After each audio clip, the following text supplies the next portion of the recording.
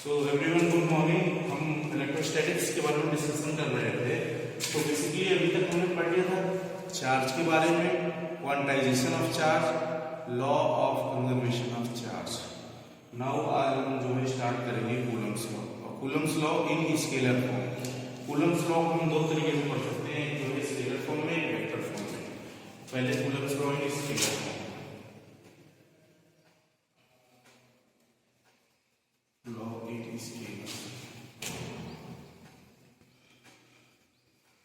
So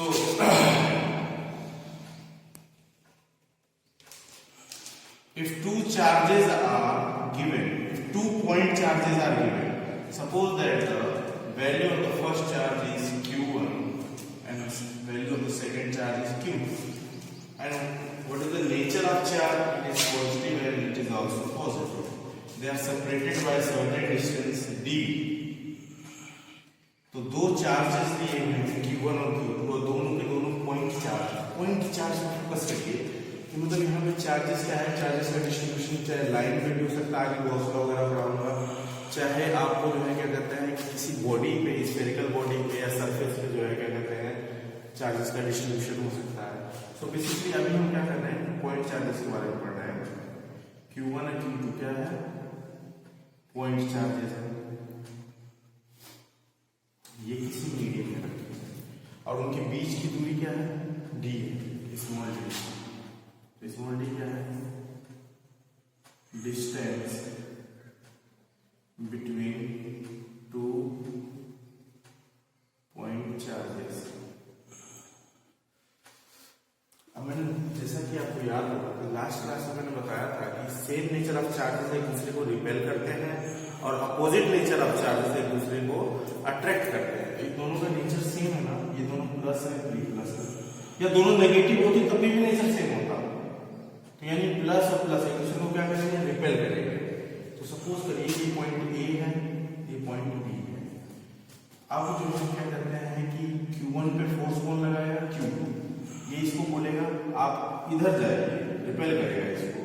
so this is the force on charge on A due to charge on B, FAB। So this is the force of charge B due to charge A. ये इसको repel करेगा। अब पहले चीज तो ये है कि जो हमेशा फोर्स है वो हमेशा एक्ट करेगा along the line joining the two charges. So ये की पॉइंट है बेटा, इंपॉर्टेंट पॉइंट है, इसको नोट कर लीजिएगा, ध्यान नहीं देते हैं। The value of force that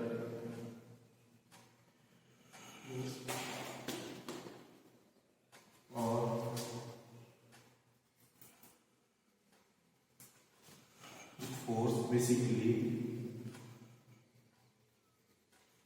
acts on the line joining the two charges.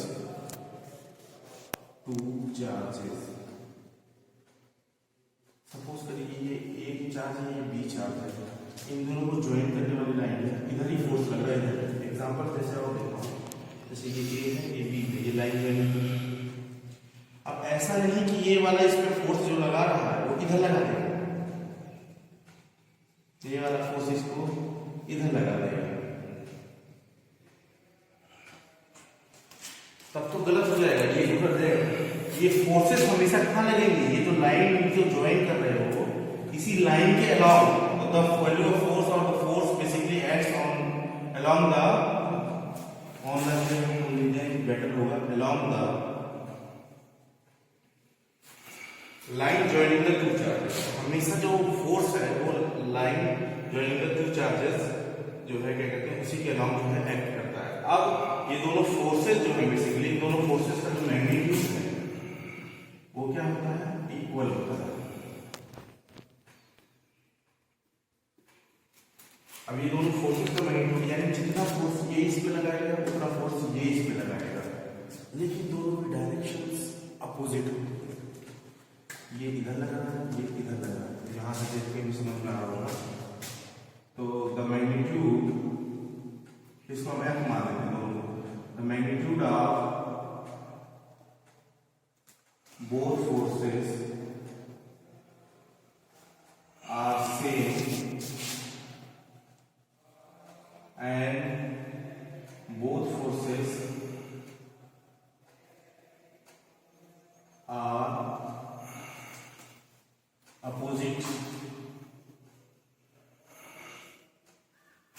in direction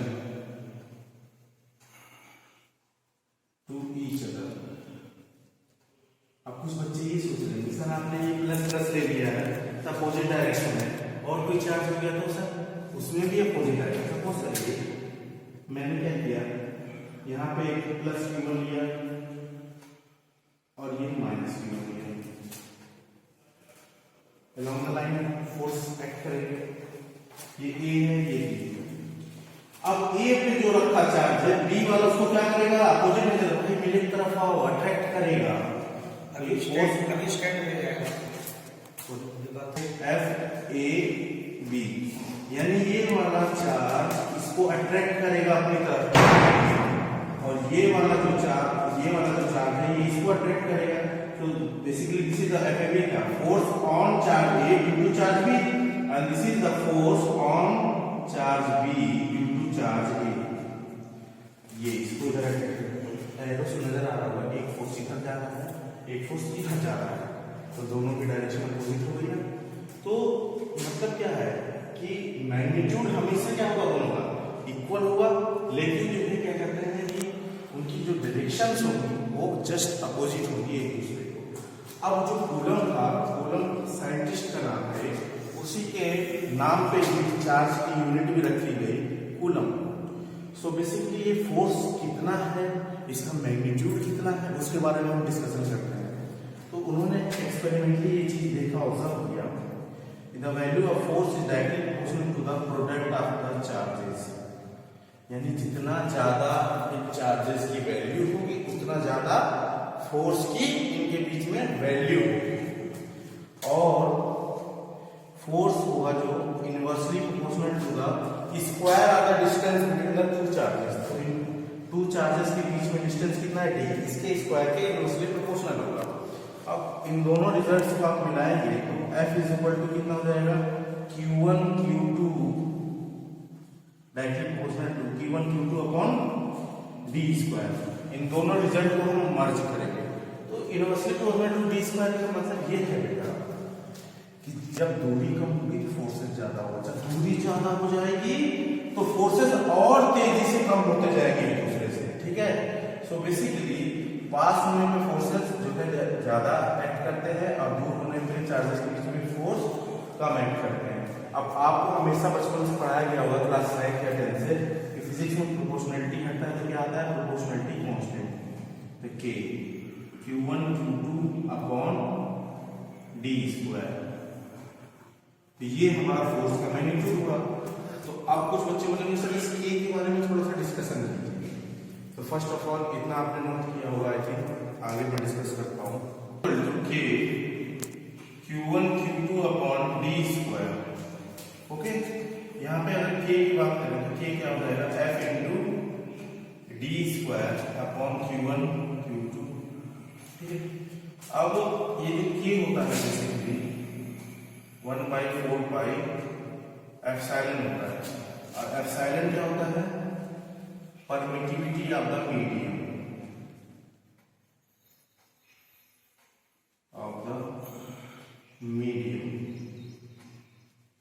और ये एप्सिलॉन की वैल्यू होती है एप्सिलॉन नॉट एप्सिलॉन आर।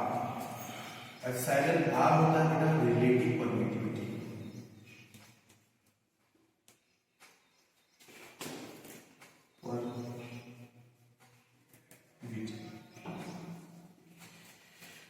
अब परमिटिविटी मतलब ये कितना अलाउ कर रहा है फोर्स को। अब K की यूनिट क्या होगी, SI यूनिट ऑफ K। देखिए यहां से बच्चों, फोर्स की यूनिट होती है न्यूटन, डिस्टेंस की यूनिट होती है मीटर स्क्वायर, और Q1 Q2 चार्ज की यूनिट होती है कूलम, तो कूलम इंटू कूलम कितना हो जाएगा, कूलम स्क्वायर। और हम जब एयर में चार्जेस को रखते हैं, और एयर और वैक्यूम,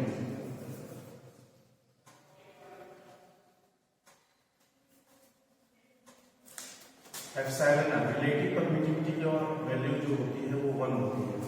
तो अगर ये 1 हो जाएगा तो एप्सिलॉन की वैल्यू कितनी हो जाएगी, epsilon nought. So what is the value of K? K is equal to 1/4 pi epsilon nought, okay. जो एयर के लिए है इसकी वैल्यू होती है 8.854 इंटू 10⁻⁻12। एप्सिलॉन नॉट की यूनिट क्या होगी? अब देखिए 4 कांस्टेंट पाई कांस्टेंट, इसकी जो यूनिट होगी जस्ट उसकी उल्टी यूनिट एप्सिलॉन नॉट की होगी। तो के की यूनिट अभी हमने क्या बताया, Newton metre square per coulomb square. तो ये कितना हो जाएगा, कूलम स्क्वायर अपॉन न्यूटन पर मीटर स्क्वायर। अच्छा, ये एयर की वैल्यू है। तो इसको अगर हम पुट करेंगे तो इसकी वैल्यू अप्रोक्सीमेटली आती है 9 × 10⁹ newton metre square per coulomb square. Okay, so basically force हमारा होता है K Q1 Q2 upon d square और K होता है 4πε0। So what is the value of K? K is basically equal to 1/4πε0. If you are placing the charges in the air, the relative permittivity is equal to 1, यानी relative permittivity की value 1 हो जाएगी। तो अगर relative permittivity की value 1 हो जाएगी बच्चों, तो 1 इंटू एप्सिलॉन नॉट कितना होगा, एप्सिलॉन नॉट, तो यानी एप्सिलॉन नॉट की वैल्यू कितनी हो जाएगी, एप्सिलॉन नॉट। एप्सिलॉन की वैल्यू कितनी हो जाएगी, एप्सिलॉन नॉट। तो एप्सिलॉन की वैल्यू यहां उठा के रखिए, एप्सिलॉन नॉट तो एयर के लिए इतना होता है और एप्सिलॉन नॉट एयर के लिए कितना होता है, ये इतना होता है। अब सबसे कम जो होता है रिलेटिव परमिटिविटी वो एयर में ही होता है। अब किसी भी मीडियम में आप चार्जेस को रखोगे, जो परमिटिविटी है वो इंक्रीज करता जाता है। जैसे फॉर एग्जांपल मैं आता हूं ग्लास के लिए, और ग्लास में भी क्वालिटी होती है फ्लेक्सिबल। तो इसके लिए जो आता है मेरा 3.01 इंटू 10⁻⁻11, ये आएगा किसकी वैल्यू, एप्सिलॉन की वैल्यू आएगी ग्लास के लिए। और इसकी यूनिट क्या हो जाएगी, इसकी यूनिट हो जाएगी कूलम। तो अब आप एक चीज को बताइए, मिनिमम किसमें होता है, ये मिनिमम होता है ये एयर में। फिर ग्लास का देखिए इससे थोड़ा सा ज्यादा है। वाटर का देखिए एप्सिलॉन कितना है, वाटर का वैल्यू आएगा मेरा 7.13 into 10⁻⁻10 coulomb square newton metre square.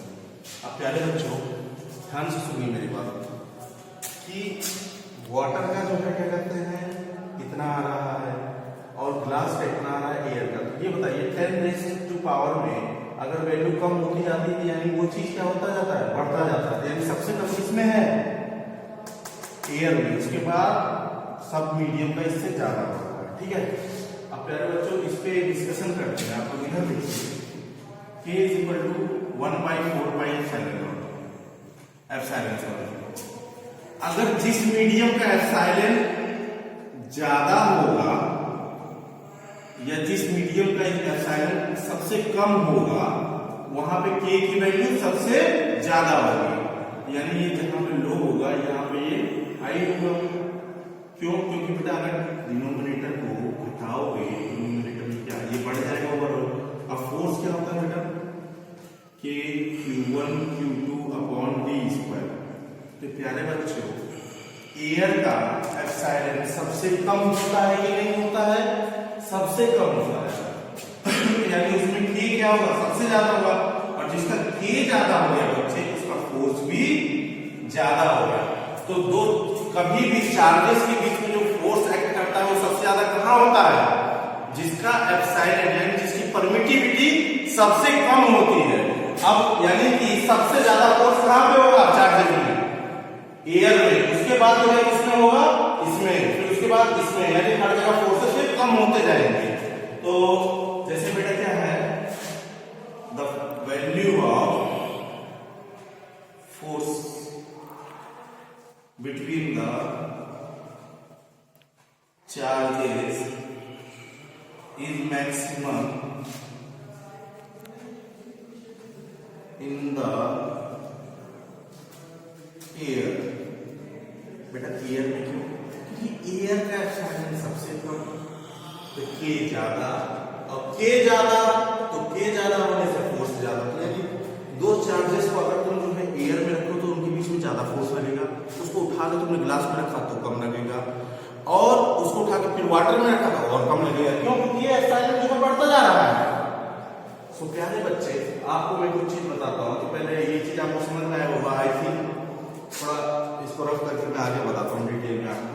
Relative permittivity आया epsilon glass upon epsilon not, यानी एयर से हर किसी का परमिटिविटी हम कंपेयर करते हैं। तो प्यारे बच्चे ग्लास का कितना है 3.01 into 10 की पावर -11 और 8.854 into 10 की पावर -12, इससे ये करते हैं -1, ये हो जाएगा 30.1 अपॉन 8.85। ये अप्रोक्सीमेटली तक करके देखिएगा 3.34 आएगा, लगभग 3 के आसपास। सो इससे हमें ये नॉलेज मिला रिलेटिव परमिटिविटी ऑफ ग्लास 3 गुना ज्यादा होगा किसके, एयर के। परमिटिविटी ऑफ द ग्लास 3 गुना ज्यादा होगा एयर के। अगर ये 3 गुना ज्यादा होगा एयर के, यानी K की वैल्यू 3 गुना कम होगी इन कंपैरिजन टू एयर, यानी जो है क्या कहते हैं कि इसमें जो फोर्सेस की वैल्यू जो है क्या कहते हैं वो भी कम हो जाएगी 3 गुना। अब आप इसी को कंपेयर कर लीजिए बेटा वाटर एयर के साथ। तो वाटर का हमने परमिटिविटी बताया 3.1 से 13 10 की पावर -10 और 8.85 into 10 की पावर -10। अब बेटा अगर इसको डिवाइड करेंगे तो अप्रोक्सीमेटली कितना आ गया 81 आएगा। करके देखिएगा, मुझे सब डेटा याद है एग्जैक्टली, लगभग नियर अबाउट 81। यानी इससे पता चलता है कि परमिटिविटी जो वाटर की है वो एयर की परमिटिविटी से 81 गुना ज्यादा है। अब बेटा एक बात ध्यान रखिए, सुनिए मेरी बात, आपने सभी की परमिटिविटी किससे कंपेयर करी बेटा, एयर से, क्योंकि एयर में क्या है बेटा ये मिनिमम है। आप एक चीज मेरे को बच्चे बताइए, कोई भी मीडियम होगा, ग्लास भी मीडियम है, वाटर भी मीडियम है, सभी मीडियम को तो कंपेयर कर रहे हो किससे, एयर के साथ।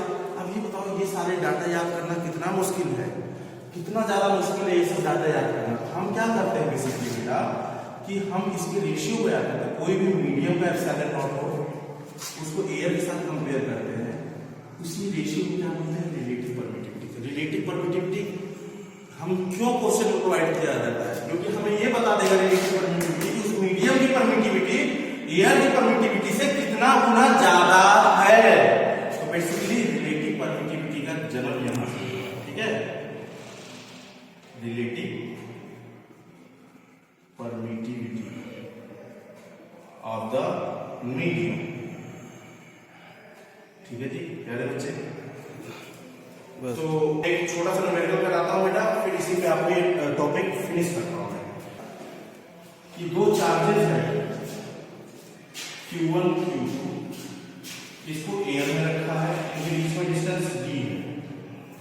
इन्हीं चार्जेस को उठा के आपने किसमें रख दिया, वाटर में रख दिया, सेम वाटर में उठा के रख दिया। अब यहाँ पे जो इनके बीच में फोर्स है वो F0 है, और वाटर में इसकी फोर्स की वैल्यू क्या होगी, F होगी, हमें वो निकालना है। ठीक है जी, और आपके ऑप्शंस आपको दिए हुए थे। हाँ, रिलेटिव परमिटिविटी वाटर का कितना दिया हुआ था, 81 दिया हुआ था। ठीक है जी, आपके जो ऑप्शन दिए थे बेटा वो 9 F0, B है F0/9, C है 81 F0, D है F0/81। तो आपने देखना है कि बेटा कि फोर्स की वैल्यू कितनी आएगी वाटर में। तो प्यारे बच्चे इस क्वेश्चन को कैसे करते हैं, तो ये पहले एयर में रखता है।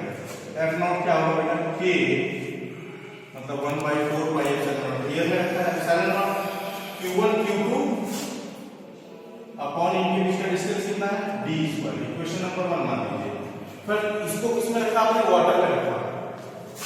F फोर्स हो जाएगा 1/4πε, ये किसमें होगा बेटा, वाटर में, एप्सिलॉन होगा Q1 Q2 upon d²। Question number 2, अब इक्वेशन नंबर 1 को इक्वेशन नंबर 2 से आप जब डिवाइड करेंगे तो F0 अपॉन F हो जाएगा LHS से डिवाइड होगा 1/4πε0 अपॉन 1/4πε वाटर, ये हो जाएगा Q1 Q2 upon d² whole divided by Q1 Q2 upon d²। इसको इससे कैंसिल कर दो, 4π से 4π कैंसिल कर दो। So what is the value of F0 upon F equal to epsilon water upon epsilon nought. अब किसी भी मीडियम का एयर के साथ जो परमिटिविटी कंपेयर करते हैं तो क्या आता है, रिलेटिव परमिटिविटी आता है। तो ये रिलेटिव परमिटिविटी किसका है, वाटर का। और आई थिंक ये क्वेश्चन में दिया हुआ है कितना 81, यानी F नॉट इक्वल टू कितना हो गया 81, यानी F की वैल्यू कितनी हो गई F नॉट बाई 81। तो बेटा ये कौन सा ऑप्शन है डी। मैंने क्या बताया था कि एयर का एप्सिलॉन कम होता है, इसके एप्सिलॉन नॉट यानी वाटर का एप्सिलॉन का वाटर का परमिटिविटी इसके वाटर एयर की परमिटिविटी से 81 गुना ज्यादा, यानी इसमें फोर्स कितना कम हो जाएगा 81 गुना कम हो जाएगा। तो बेटा इसको अच्छे से समझिएगा, इसके आगे हम कल कंटिन्यू करेंगे।